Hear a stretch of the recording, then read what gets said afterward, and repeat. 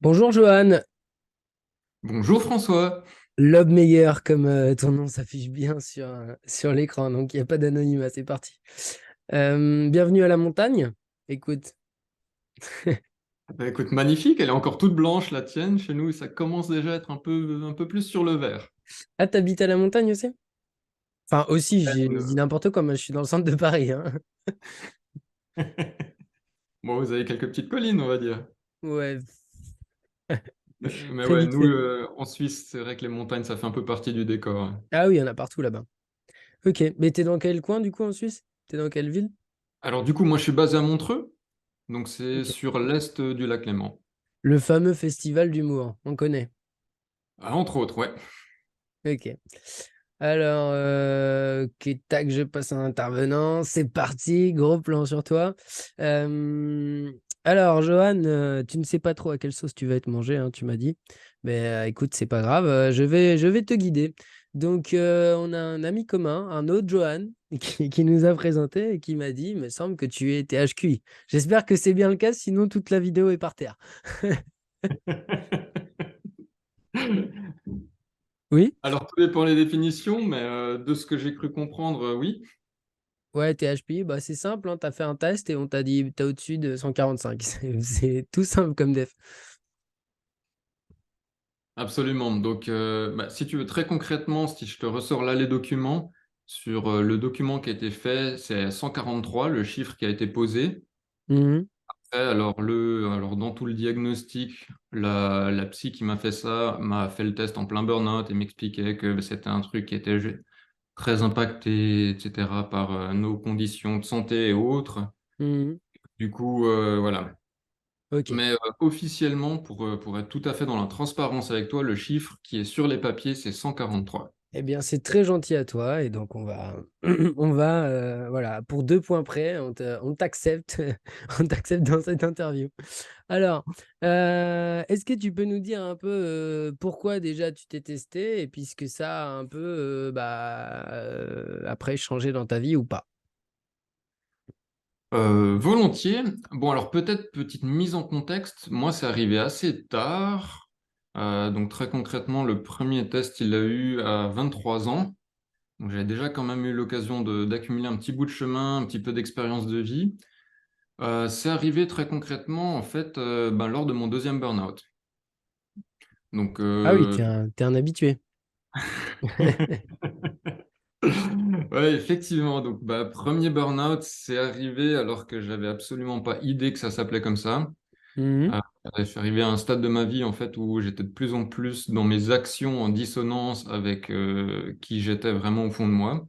Et Ok, forcément, ça m'a amené un moment où mon corps a tout simplement dit stop.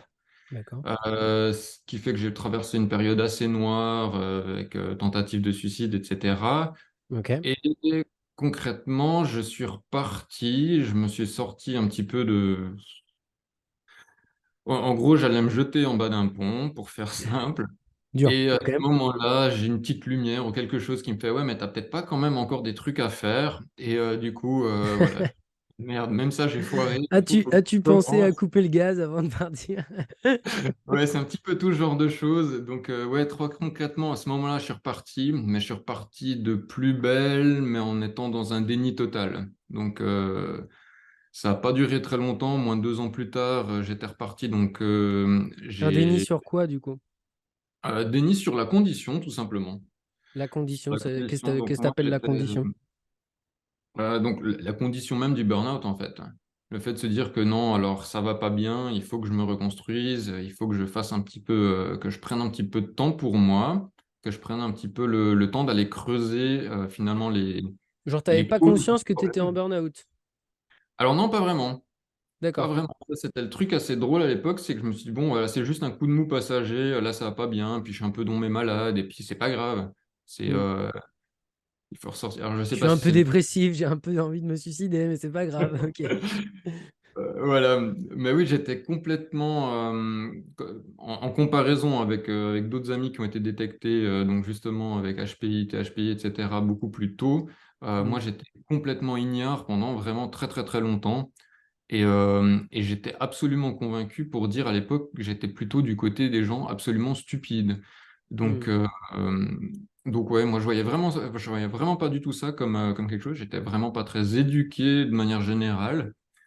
Et du coup, voilà, je me suis dit, bon, ben allez, ok, on va essayer quand même de rebondir. Donc là, à l'époque, moi, j'avais un magasin de sport à la montagne. Mhm. Et donc, je me suis séparé de ce magasin, j'ai tout quitté et je suis descendu m'installer à la ville et puis travailler pour un des leaders mondiaux dans l'industrie dans laquelle j'étais, donc la finance. Et je me suis dit, bah, là, c'est bon, voilà, je vais montrer, tout va bien, je suis capable de rebondir, tout va très bien, etc. J'essaie d'aller vite pour pas non plus de prendre des heures avec ça, mais très concrètement, bah, je suis rentré dans cette entreprise complètement en dissonance avec qui j'étais, avec ce que je voulais faire, et puis surtout avec on va dire, le tempo sur lequel j'aime avancer, travailler. Mhm. Donc là, monstre corporate, donc tout prend énormément de temps. Moi, je suis rentré, j'ai très vite fait mes preuves, j'ai très vite atteint les résultats qui m'étaient demandés, mais très vite, j'avais aussi envie d'avancer. Et là, on m'a expliqué que oui, mais les choses allaient prendre du temps. Moi, je voulais repartir me former. On m'a dit oui, alors volontiers, on te soutient dans la formation, mais il faut que tu restes en tout cas au moins 5 ans dans l'entreprise avant qu'on puisse rentrer dans ce genre de discussion, Oh putain. etc. Ok. Donc ouais, pour quelqu'un, surtout comme je l'étais à l'époque, donc d'extrêmement dynamique, 5 ans, ça paraît être une éternité, donc c'est Mhm. absolument pas possible. Et là, alors, bon, c'est ce qui a un petit peu déclenché ce deuxième burn-out, qui en fait, on m'a expliqué plus tard que ça s'appelait plutôt un brown-out, mais grosso modo, voilà, ça c'est ce qui a déclenché la chose. Donc, D'accord. euh, la scène concrète, c'est un matin, j'arrive au bureau, j'étais T'as vraiment dit pas quoi, en... un brown out? Un bore out, tu veux dire? Alors ouais, il y a bore-out ou Bore, c'est-à-dire s'ennuyer. Et brown, c'est exactement, quoi? le bore, c'est s'ennuyer, puis brown, c'est la perte de sens, en fait. Ok, Donc, ça veut dire quoi? concrètement, Littéralement. c'est quoi? Il n'y a plus vraiment de sens dans ce que tu fais. Tu arrives plus vraiment Mais à trouver. brown, ça veut dire quoi littéralement? Brown, concrètement, comme la couleur. Brun. Ils l'écrivent comme ça, quoi. D'accord. Comme brun. Ok. Exactement. Ok, d'accord. Donc là, t'es déjà parti sur le taf et tout ça, mais moi, je parlais que du test, mais j'imagine que c'est pour y arriver. Exactement. Donc, j'essaie de faire une grande histoire en assez court, mais effectivement, en ce moment-là, moi, je me retrouve arrivé le matin, ça va pas bien. Je m'écroule en fait au milieu du bureau. J'ai été envoyé directement au service d'urgence des hôpitaux qu'on avait juste à côté. Mhm. Où là, assez drôle, le médecin vient vers moi, commence à discuter un petit peu, sort son DSM et commence à tiquer un petit peu toutes les cases de son C'est quoi un répertoire de DSM? maladies mentales. Le DSM, c'est le bouquin qu'utilisent justement les gens dans la psycho pour diagnostiquer les maladies psychiques. Ok.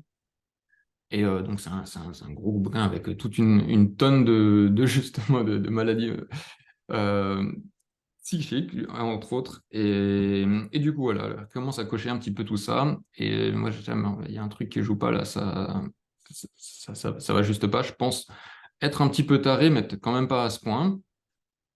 Et donc, concrètement, de ça, moi, je me retrouve à être encore moins bien.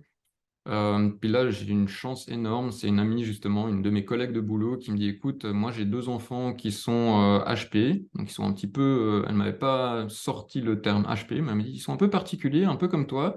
Je te conseillerais d'aller voir une dame qui est spécialiste dans le genre. Et donc, je suis allé vers une spécialiste qui m'a demandé un petit peu de lui expliquer où ce que j'étais, ce que je pensais, etc.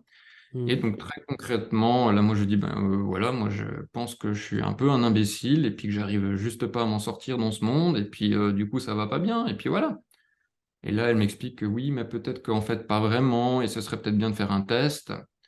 Et finalement ben voilà, elle arrive à me convaincre de faire un test. Elle me sort ce test avec ce résultat qui est assez à l'opposé de ce que j'étais vraiment réellement convaincu. J'étais réellement convaincu d'être stupide.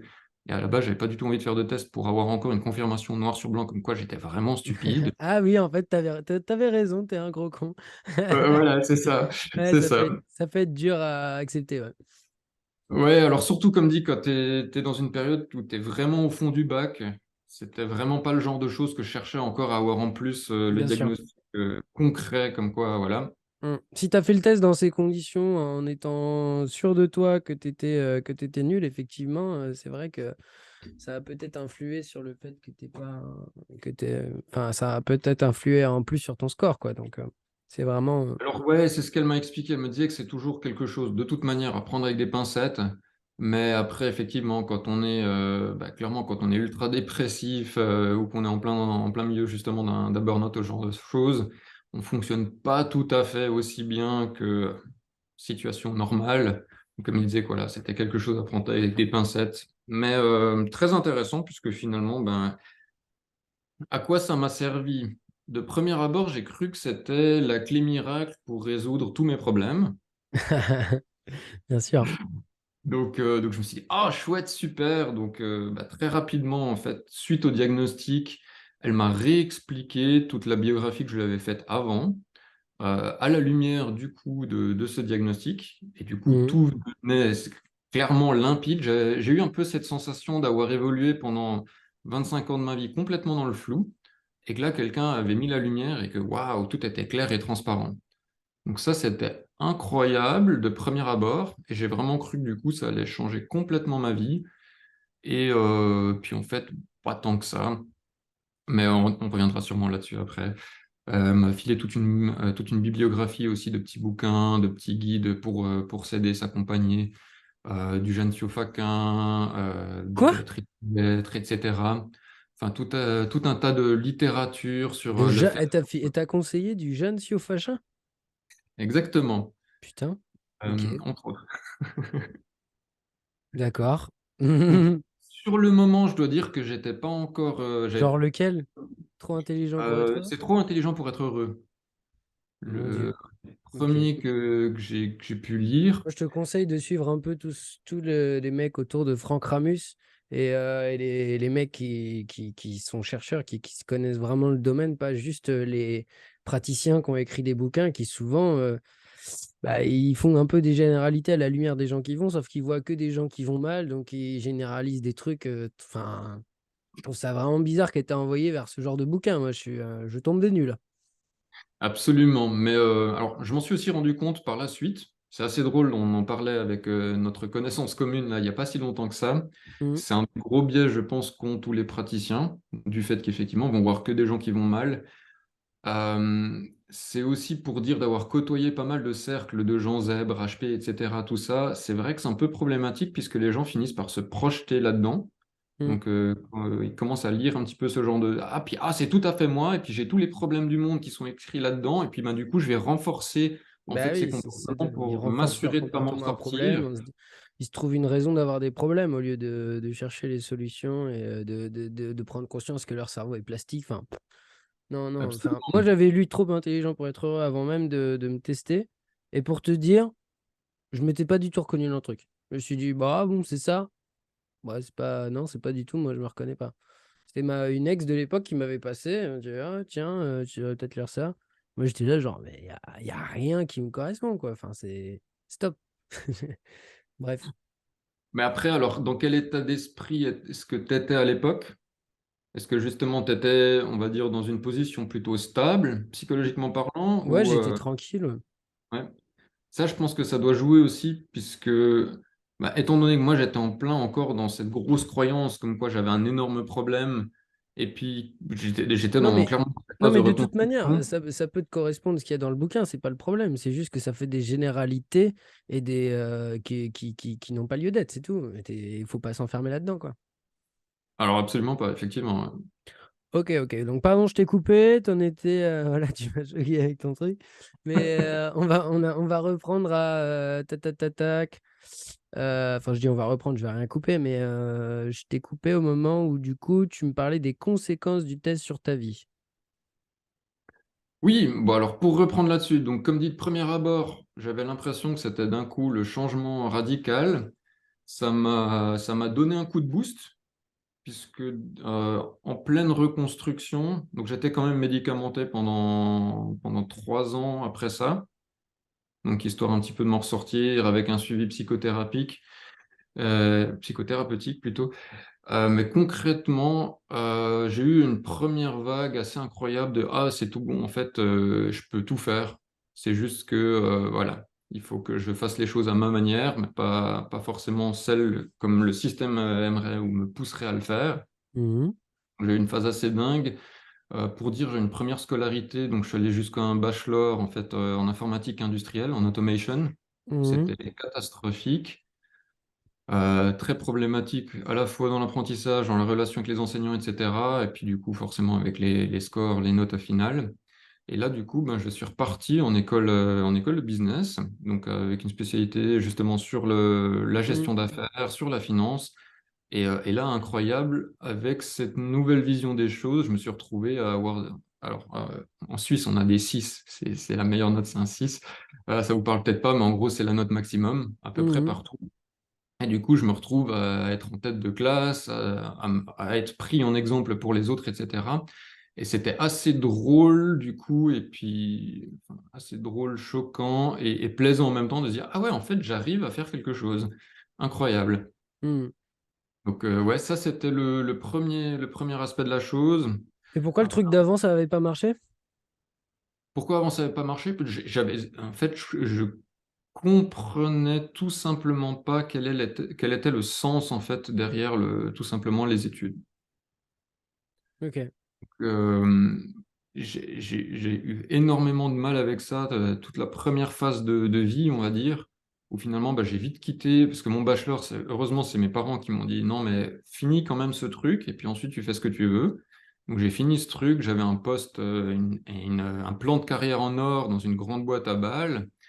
Et finalement, ben moi je leur dis, écoutez les gars, tout ça c'est bien joli, mais moi ça m'intéresse pas. Moi ce que j'ai envie de faire, en fait, c'est du snowboard. Donc, j'ai toujours utilisé le sport comme un exutoire. Et puis ben, du coup, je suis parti, j'ai posé ma démission, j'ai pris mon petit snowboard, et puis ben, j'ai repris justement un magasin de sport en montagne. Et j'ai passé mon temps à voyager à travers le monde, à faire la fête, à boire beaucoup plus que ce qu'il faudrait, et tout ce genre de choses. Attends, mais Et comment tu faisais pour gérer ton magasin en faisant tout ça? Simplement parce que le magasin, en fait, bah, c'est ouvert que l'hiver. Quand tu loues des skis, tu vas ouvrir que quand les pistes de ski sont ouvertes. Ah ouais. Du coup, j'avais un magasin qui était ouvert grosso modo du mois de novembre jusqu'à la fin du mois d'avril. Et le reste du temps, ben, je partais aux États-Unis, puis ensuite en Nouvelle-Zélande, aux États-Unis, puis je revenais ici. Et on continuait comme ça toute l'année. Oh, le beau bilan carbone. Et- Ouais, effectivement. Alors c'est bien, c'est pas vraiment des questions qu'on se posait à l'époque. Ouais. D'un autre côté, je suis assez content puisque le fait d'avoir été toujours très très dans la nature, j'ai aussi eu cette exposition qui m'a permis de mieux comprendre les impacts de l'humanité sur l'environnement et donc bah, d'agir maintenant beaucoup plus en conséquence, ce qu'une Hmm. personne lambda, ce qu'un citadin lambda ne fait pas ou n'a pas forcément. Euh, mais par contre, oui, clairement, c'était pas le meilleur des trucs, même Il n'y si a pas bon, de souci. c'était 4 voyages dans l'année, quoi, au final, c'est pas non plus. Ok. Mais moi, j'aimerais que tu me parles maintenant Tu m'as parlé beaucoup de taf, mais ça m'intéresse Mhm. pas énormément, moi, le taf. Ce qui m'intéresse plus, c'est le bonheur. Ouais, Mais après, tu as dit toi-même que c'était une manière de trouver ton bonheur, etc. Mais ce qui m'intéresse, c'est les deux autres parties de ta vie, c'est-à-dire les relations amicales et amoureuses. Est-ce que le test mhm. a eu des conséquences ou pas? Et est-ce que tu t'en sors bien dans ces domaines? Qu'est-ce qui se passe? Alors, je m'en sors bien, oui, ça va, c'est plutôt cool. Est-ce que le test a changé quelque chose? Pareil, en tant que tel, non, pas vraiment. Par contre, après avoir fait le test, on m'a recommandé de me rapprocher de groupes, d'associations telles que Mensa, etc., où donc Ouais, j'aurais pu m'entourer d'autres gens qui soient HP aussi. Ce que j'ai essayé de faire quelques fois, ça a été finalement des rencontres avec des gens où c'était le festival des lamentations. Donc c'était à chaque fois un petit peu le même sujet. On se retrouvait autour de la table et les gens étaient là. Ah, moi j'ai raté ma vie parce que je suis trop intelligent. Ah, moi ça marche pas dans mon job parce que je suis trop intelligent. Et on avait un peu toujours ce genre de schéma qui se répétait. Et moi, étant justement dans cette phase et de reconstruction, j'ai tout de suite mis court à ça. J'ai dit, mais c'est pas du tout ce que je cherche là maintenant et c'est pas du tout ce dont j'ai besoin. Et intérieurement, j'étais convaincu que c'était pas forcément le bon plan. Encore une fois, un petit peu. Je suis assez convaincu qu'il se passe énormément de choses dans notre tête, comme tu le disais avant, où on est extrêmement flexible à ce niveau-là. et finalement, notre vie va découler de nos pensées. Et donc, si on passe notre temps à penser d'une manière qui ne soit pas constructive, ben Hmm. forcément, derrière, les choses vont pas aller dans ce sens-là non plus. Donc, moi, ça m'a pas du tout plu. Je me suis vite écarté de ça. Par contre, j'ai quand même rencontré un groupe en particulier au sein de cette association qui est un groupe de jeunes où là, la dynamique était complètement différente et où là, on se retrouve encore assez régulièrement. Mais du coup, c'est des gens qui ont envie d'avancer. Peut-être du fait qu'ils sont jeunes, qu'ils sont pas encore dans cette phase où ils ont plus qu'à se plaindre, mais en tout cas, c'est plutôt sympa donc d'avoir des échanges avec des gens où ça pousse plutôt bien. Mais D'accord. c'est vrai que de manière générale, vu que c'est arrivé assez tard aussi ce diagnostic, j'avais déjà quand même constitué un cercle d'amis. Oui, c'est ce que j'allais demander. Avant, tu n'avais pas de soucis pour te faire des amis. Alors, je me suis jamais fait, enfin, j'ai jamais été trop pote avec forcément tout le monde. Mhm. J'ai eu souvent des extrêmes dans mes activités, dans mes hobbies, dans mes amis aussi. Donc, je me suis pas forcément rendu compte de ça, mais juste voilà, me rapprocher des gens avec qui j'avais une sorte de connexion. Euh, mais oui, non, ça a toujours été plutôt bien de ce côté-là. D'accord. Ouais, donc pas spécialement de difficulté. Ok, tac. Et parfois, tu as remarqué une certaine incompatibilité. Ok, ça se manifestait comment cette incompatibilité? Le truc bête, hein, mais alors pour un micro détour sur le job, c'est que ben, quand j'ai commencé à gérer des gens, ben, je devais faire avec les gens qu'on avait. Et des Mais fois, tu des me gens. reparles de travail là, je te parle Non, mais d'incompatibilité justement, alors pour amicale. revenir là-dessus, puisque alors, c'est le mini Il détour. peut pas s'en empêcher. Non, alors j'ai effectivement un gros souci là-dessus. Toutes les questions que je te pose tournent autour du taf, tes réponses, gros. Je passe beaucoup de temps à faire ça. Mais non, alors pour dire, c'est des gens qui et ne fonctionnent pas ou n'arrivent pas à une réflexion qui soit aussi rapide ou aussi logique que celle que j'entends. Mhm. Et du coup, ben, ça devient vite frustrant. Et pareil, après, ben, dans les relations, donc ça, c'était le petit détour pour revenir juste sur les relations comme ça. Merci. Il y a des gens avec qui tu vas te retrouver à pouvoir discuter d'une profondeur de champ assez impressionnante, donc de tout un tas de sujets divers et variés, Mhm. que d'autres personnes se retrouvent finalement assez limitées, assez cantonnées à juste peut-être un ou deux sujets de prédilection, et sans même forcément avoir une extrême profondeur dans ce sujet-là. Et ça, de manière générale, je me suis rendu compte que j'avais plutôt tendance à me rapprocher de gens qui avaient un champ, à dire assez Ok. large Ok. et assez profond aussi tout simplement dans les sujets de discussion. D'accord. Ok, c'est clair. Et l'amour maintenant. Et l'amour. Le romantisme. Vas-tu réussir à me parler de ton taf dans le romantisme? Je devrais pouvoir, ouais, mais on va essayer de pas le faire. Non, alors concrètement, écoute, là avec ma compagne, ça fait 5 ans qu'on est ensemble, ça va plutôt bien. Elle refuse catégoriquement de se faire tester d'une manière ou d'une autre. Donc, je ne Mhm. peux pas te dire, on ne peut pas mettre de chiffres vraiment sur une échelle de son côté. Euh, mais on a une relation qui se passe extrêmement bien. Aussi, peut-être du fait qu'on se Et soit pourquoi tu dis rencontrés. qu'elle refuse catégoriquement? Toi, t'aimerais bien qu'elle se fasse tester? Puisque des fois, j'ai certains soupçons sur certaines choses. Mhm.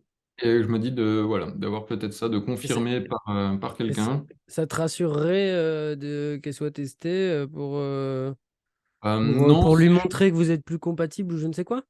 absolument pas. Non, alors ça, c'est le dernier de mes soucis. C'est plutôt dans une optique de développement personnel, je dirais. D'accord. Euh, Pour qu'elle Moi, apprenne à d'avoir mieux se ce connaître. diagnostic, ça m'a permis ensuite de travailler dessus. Mhm. Quand tu évolues tout simplement à l'aveugle, bah, tu sais Mhm. pas forcément quel est ton point faible sur lequel justement tu vas pouvoir travailler et donc avancer. Et à mon sens, ben voilà, il y a des professionnels qui sont là, qui peuvent nous aider à pointer justement plus rapidement quels sont ces éléments bloquants. Donc pourquoi pas D'accord. le faire. Ok. Mais c'est marrant, là encore, tu vois, je te demande de me parler d'amour et finalement tu me parles de ta copine ou femme, je ne sais pas, du moment, mais on dirait qu'à chaque fois tu prends des détours pour pas parler de tes émotions. Non, alors même pas. Mais oui, Moi, j'aimerais que j'évolue tu me dans un parles de domaine toi, qui est quand de même ton assez, ressenti et ton assez parcours. rationnel, ouais. Émotionnellement, c'est des hauts, des bas. C'est... Alors, je vais peut-être faire une grande généralité, mais c'est vrai que j'ai une tendance à vivre les émotions de manière assez extrême, D'accord? de manière générale. Mais après, c'est aussi quelque chose où, avec le temps, je me suis rendu compte que voilà, pas tout le monde a cette capacité, cette intensité. Et du coup, j'essaye de revenir, de modérer ça, disons, pour que ça paraisse plus standard, passe-partout. Notamment au début, peut-être des histoires romantiques, ce genre de truc où ça peut effrayer, non? Ouais, absolument. Bah, de toute façon, je pense que c'est jamais le bon plan d'aller approcher quelqu'un dans la rue, de lui dire, «Ah, je vous trouve jolie, vous voulez me marier?» Je pense que c'est pas le Oui. bon plan. De toute façon, c'est un peu stupide parce qu'il faut aussi vérifier d'autres compatibilités que l'apparence avant de vouloir épouser quelqu'un. Absolument. Absolument. Donc, non, je pense que de toute manière, c'est plutôt un bon plan d'y aller progressivement, découvrir progressivement. Après, on a eu une grosse discussion avec un ami dernièrement. Est-ce qu'il faudrait y aller d'une manière vraiment directe, très intense, comme nous, on peut l'avoir, ou de mettre un petit peu justement cette modération? Je suis un petit peu entre les deux à ce niveau-là. C'est effectivement de venir en pleine intensité, ça permet assez vite de faire le filtre. Mais moi, j'ai parfois l'impression que de la part du mec, ce sera jamais bien reçu. Parce que si tu veux, sur le plan évolutionniste, il semblerait que la meuf a plus à perdre à s'engager avec la mauvaise personne, entre guillemets, parce qu'elle peut tomber enceinte et tout, gna gna gna. Tu vois, si on met ça sur un plan évolutionniste. Et Mhm. ce qui fait qu'elles sont beaucoup plus méfiantes, ce qu'on peut voir notamment même pour des relations courtes ou comme ça, ou des rapports sexuels. En tout cas, il semblerait culturellement qu'il y a encore ça qui soit un peu présent, quoi, qu'on ait cette impression. Et donc, montrer beaucoup d'enthousiasme et tout, quand tu es un mec au début, eh ben, j'ai l'impression que les meufs, elles ont genre quelles qu'elles soient, même si elles sont très intelligentes ou pas, machin, j'ai l'impression qu'elles ont une sorte de sécurité en mode boum, le mec est trop chaud. S'il est trop chaud trop vite, bah ça veut dire qu'en fait il va se refroidir trop vite. Ça veut dire qu'il me connaît pas encore vraiment et que c'est pour de mauvaises raisons ou je sais pas, c'est que du désir sexuel, j'en sais rien, tu vois. Mais j'ai tendance à penser que de la part d'un mec ça peut jamais bien être accepté. Après, peut-être que je me trompe, hein, mais Non, alors là-dessus, je te rejoins complètement. Je refais plein de parallèles dans ma tête, mais encore une fois, c'est peut-être trop, du coup, hors du cadre, vu qu'on va essayer de mettre le professionnel de côté. Mais oui, tout simplement, dans les relations humaines, il y a un petit peu ce truc, suis-moi, je te fuis, et puis fuis-moi, je te suis. après, C'est... ça, c'est aussi les gens un peu moins matures, genre moins de 30, 35. Après, j'ai l'impression que les gens, ils ont plus rien à foutre. Ils sont là, genre, ouais, je te plais beaucoup, trop cool, viens. Mais genre, tu vois, il y a un truc en mode euh, les projections des gens et leur ego mal placé et tout, machin. En tout cas, ceux qui vivent des choses, ça finit forcément par se fracasser sur le réel. Et il y a une forme de sagesse populaire obligatoire qui finit par se présenter en mode tout le monde est au courant que ça a mille manières de mal se passer. Donc on va plus se mettre de barrières pour rien et les gens deviennent plus simples, tu vois, j'ai l'impression. En tout cas, j'en rêve. Mais, mais mais j'ai l'impression que voilà, sur des femmes de moins de 30, 25, 30 ans, bah après tout le monde évolue, tout le monde mature pas à la même vitesse, mais ouais, c'est une impression que j'ai que au départ, ça me rappelle une expression d'un pote d'il y a longtemps qui disait un craquement de branche et elle s'enfuit. Voilà. Pardon. Alors là, je te rejoins complètement. C'est vrai qu'avec avec le temps, l'âge, la maturité, la sagesse, comme tu disais, tu vois aussi les choses différemment. Et ouais, tu te prends effectivement beaucoup, beaucoup moins la tête. Mm. Ouais, c'est aussi vrai pour nous. Euh, d'accord. Mais avant, du coup, Entre avant le test et après le test, encore une fois, toujours la même question. Est-ce que ça a changé des choses dans ta manière d'appréhender les relations amoureuses ou pas?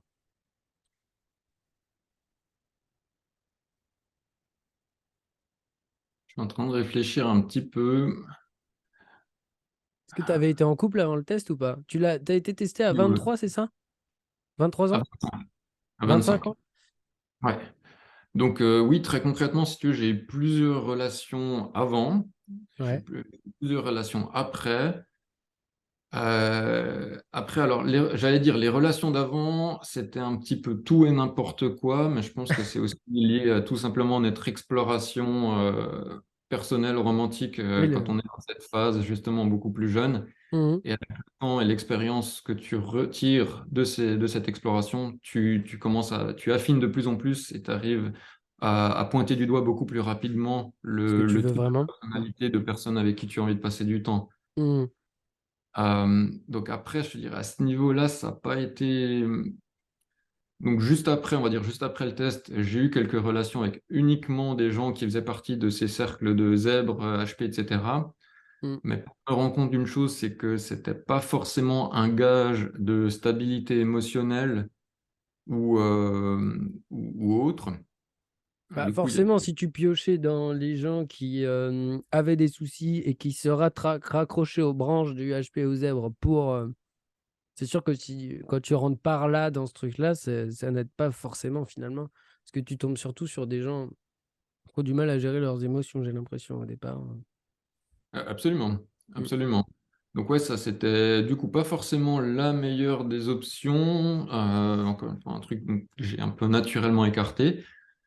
Et puis ouais, bah, finalement, tu vois, on s'est rencontrés presque par hasard en fait avec Marika, avec ma compagne actuelle, quoi. Mhm.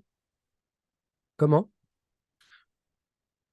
Alors, je t'ai promis juste avant que je ne ferai pas de détour professionnel, donc je vais te dire tout simplement qu'on s'est rencontrés au bar en train de boire des bières, faire des dégustations Et de bières c'était un after artisanales. work, bien sûr, Et bah, c'est qu'à l'époque, alors je te fais la mini parenthèse si tu m'autorises, bien sûr. euh, j'ai lancé une entreprise qui faisait de la distribution de bière et du coup j'organisais des événements autour de la bière et c'est dans le cadre de ces événements-là que elle est arrivée avec des amis qu'on avait en commun. D'accord.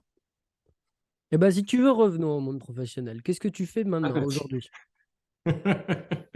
C'est bon là, moi je suis satisfait. Tu m'as fait une parenthèse de 10 minutes, c'est bon. Qu'est-ce que tu fais aujourd'hui? Magnifique. Bah alors aujourd'hui, d'un point de vue pro, ce que je fais, c'est de l'accompagnement, en fait, de l'éducation autour de la finance, Mhm. puisque ben, ça, c'est un gros point qui est sensible, qui est Dans clairement quel, sensible. dans quel contexte? Dans une école, en coach? Euh, alors, au travers de ma propre entreprise, donc c'est une entreprise à vocation sociale, et à côté de ça, j'interviens aussi dans des écoles, donc en gros du cycle primaire au cycle secondaire. Et après, ben, même dans les universités ou des écoles un peu plus, où là, typiquement, j'interviens aussi auprès de doctorants, post-doctorants. Mais du coup, là, on leur apprend des choses vraiment très pratiques, très ponctuelles. Typiquement, comment se débrouiller avec les impôts, avec le système de retraite, avec un petit peu tout ce genre de choses D'accord. qui, parfois, nous plombent la vie et on ne sait pas vraiment vers qui se retourner. Et puis, Oui, ça d'accord. me Tu donne dis un maximum finance, de mais c'est au clarté. sens général, quoi. C'est pas la bourse. C'est juste gestion de sa vie d'argent, quoi.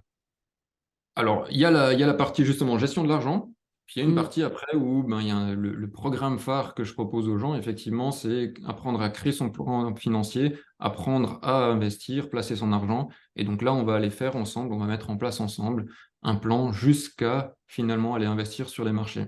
D'accord. Ok. Et qui te paye, du coup? Tout simplement, les gens. Donc les Ok. participants, quand eux viennent, c'est Donc, tu eux es une sorte de qui... coach, du coup. Tu peux voir ça un petit peu comme un coach. Mhm. Alors, je suis plus orienté sur la partie formation, Un très, très un concrètement. formateur ou prof particulier entre les deux, quoi. Voilà. Ok. Ok, d'accord. Bah écoute, Euh, si tu veux faire de la pub pour ça, tu me fileras un lien, je le mettrai en description. Ouais, bah, pas de souci. Ouais. Bon, on sait jamais, hein, ça peut intéresser des gens. Je te garantis pas que tu auras 50 personnes qui vont toquer à ta porte demain, mais bon, on sait Non, non, bah jamais. t'inquiète, c'est pas le. Enfin, pour moi, c'était pas l'objectif de cet entretien aujourd'hui. Je sais bien, mais bon, ça mange pas de pain, hein. Ok, alors, bah, on a parlé d'un peu de tout ce que je voulais. Est-ce que tu veux ajouter quelque chose? Comme dit, alors très concrètement, je ne savais pas à quoi m'attendre. Je ne savais Hmm, pas vraiment de quoi tu voulais parler en particulier. Je pense des choses, enfin, il y a plein de trucs qu'on n'a pas parlé, qu'on pourrait parler, qui pourraient peut-être être intéressantes, typiquement niveau loisirs, par exemple, ce genre de choses. Mais après, c'est toi qui me dis. Je... ok, bah, ok, on va faire ça. Attends, il faut que je coupe et je te rappelle. Ouais, ça joue. Salut, excuse-moi pour ce petit contretemps. Pas de souci. Ouais, je sais pas pourquoi Zoom a mis de nouvelles restrictions. Maintenant, entre deux conversations, je dois aussi attendre 5 minutes. Je sais pas quoi. Ok. Alors, donc, on se demandait quel nouveau sujet tu pouvais avoir envie d'aborder. Et tu me disais les loisirs. Pourquoi? Pourquoi? Parce que c'est un truc dont je suis convaincu de l'importance, mais absolument cruciale pour notre équilibre et notre bien-être. Mhm. Puis après, alors peu importe un petit peu ce que tu choisis de faire, mais de manière générale, je pense que c'est hyper important. Alors après, je ne sais pas un petit peu quel est le profil des gens avec qui tu discutes ou de qui sont un peu les gens qui regardent ce channel, s'ils sont vraiment très orientés job ou pas.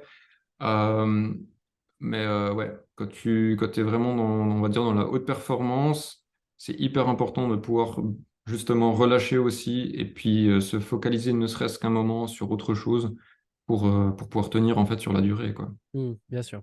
Ok.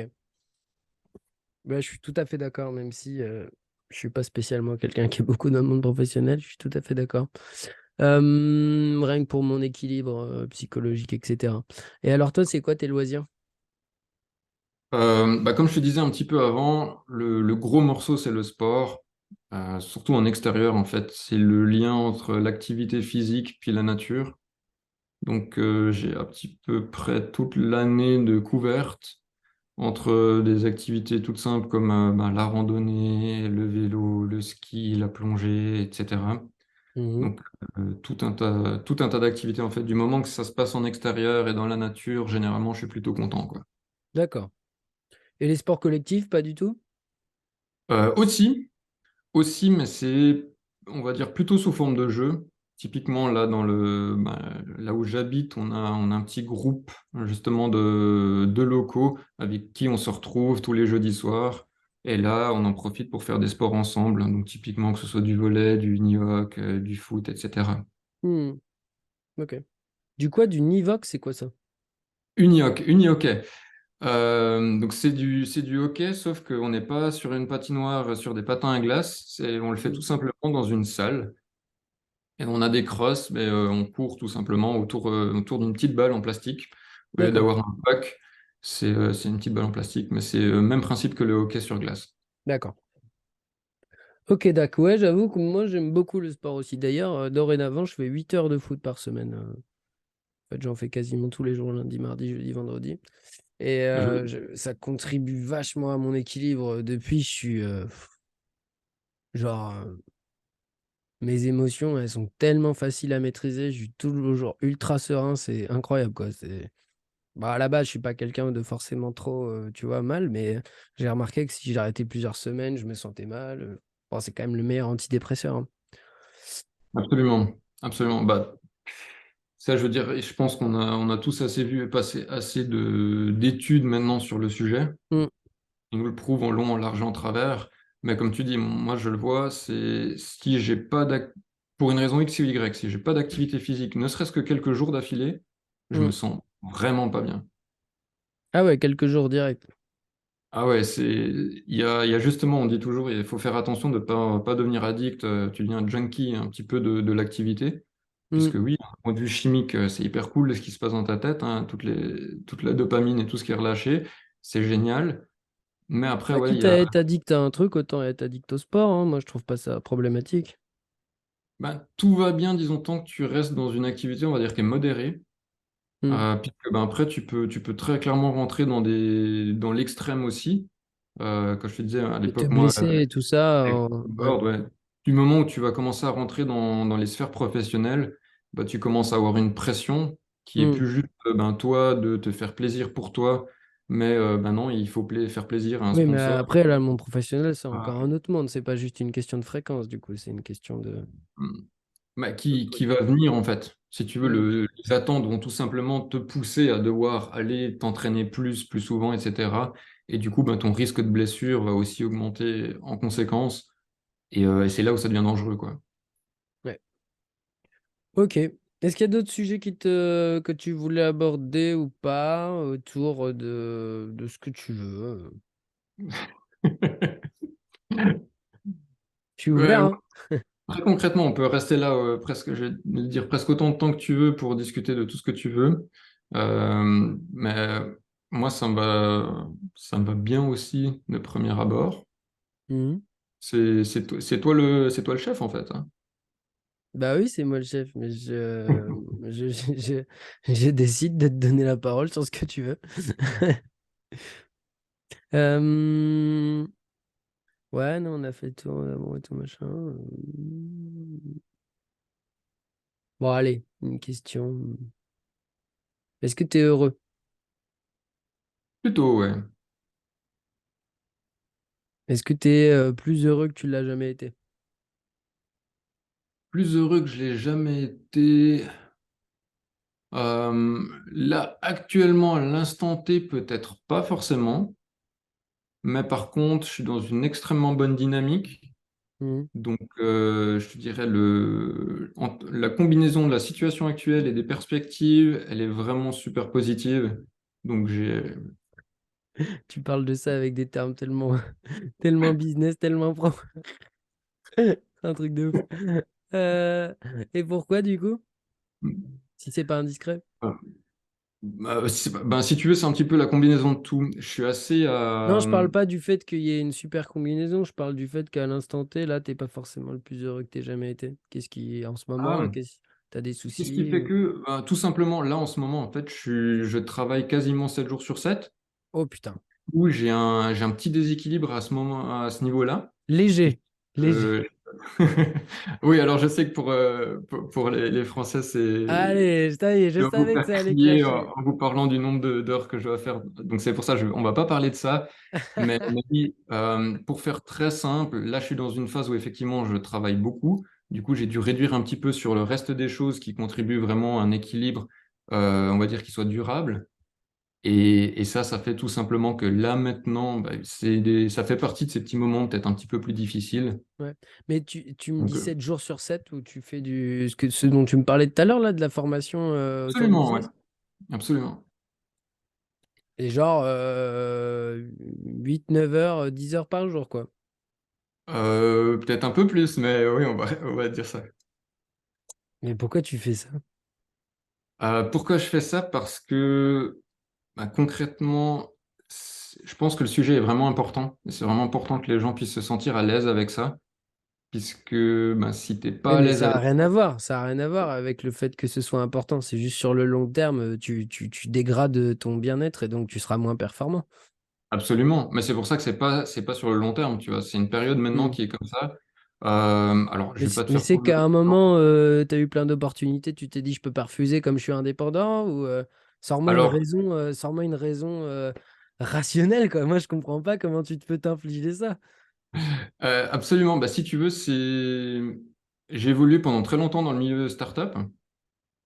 Et c'est des choses, tu sais juste que, voilà, tu as des phases comme ça, tu as des phases dans le développement d'une entreprise où, ben, voilà, il faut tout Quand ça donner. marche, il faut en Il y profiter. a, il y a des opportunités bah, certaines que tu peux laisser aller, mais d'autres, il y a une fenêtre aussi dans laquelle tu peux justement attraper cette opportunité. Et une Ouais. fois que c'est passé, c'est passé.